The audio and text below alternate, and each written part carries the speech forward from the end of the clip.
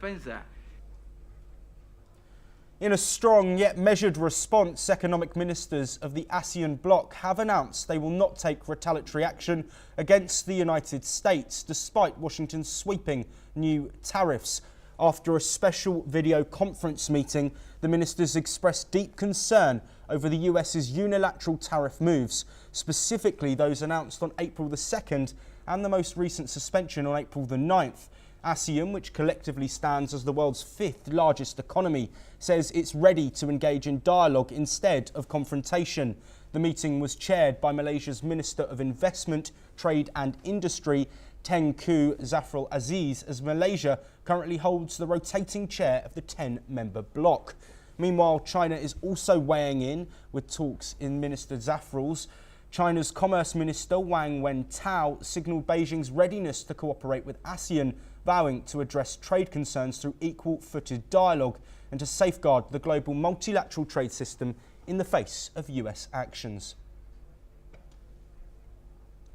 2611 plotter Tatawur Rana has landed in New Delhi after being extradited by the National Investigation Agency, or the NIA, from the United States. Rana's extradition is the biggest in recent times and a major diplomatic win for India. A multi-agency Indian team has brought him back on a special flight. It's been 17 years since the 2611 terror attacks and 15 since Rana was arrested by the FBI on US soil. Reportedly, Tatawur Rana is to be lodged in Tihar jail upon his arrival to India. Rana will also be produced before a special NIA court at Patiala House. The NIA will seek his custodial interrogation. Officials hope this interrogation will reveal new leads and possibly expose the involvement of Pakistani state actors in the 2611 terror attacks in Mumbai. Staying in the Indo-Pacific, and Han Dong-hoon, the former leader of South Korea's ruling People Power Party, has announced his candidacy for president just 2 months ahead of the country's elections on June the 3rd. His announcement comes after the impeachment of former President Yoon Suk-yeol following a controversial martial law declaration. During a press conference, Han vowed to lead a political and generational transformation, proposing constitutional reforms, including a 4-year renewable presidency and a bicameral legislature. He emphasised the need to end political strife by synchronising presidential and National Assembly elections. Han, once a key figure in Yoon's inner circle, now faces competition from within his party from other presidential hopefuls, including Kim Moon-soo and Ahn Cheol-soo.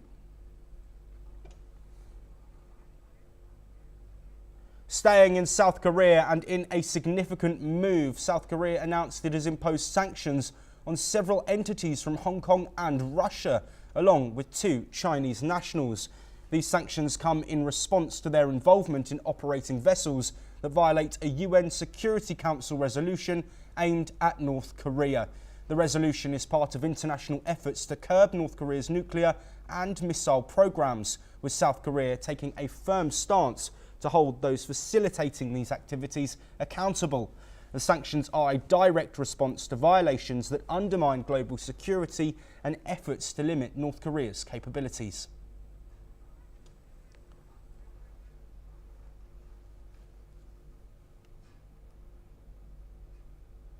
Moving back to North America, and Joseph Kent, the Chief of Staff for US Director of National Intelligence Tulsi Gabbard, announced that the US intelligence community is investigating whether the FBI played a role in planning the January 6, 2021 Capitol riots.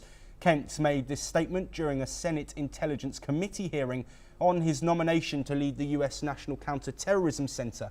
Although Kent did not specify which intelligence agency is conducting the investigation, Kent suggested the FBI's Washington field office may have been involved and that the intelligence community is still looking into it.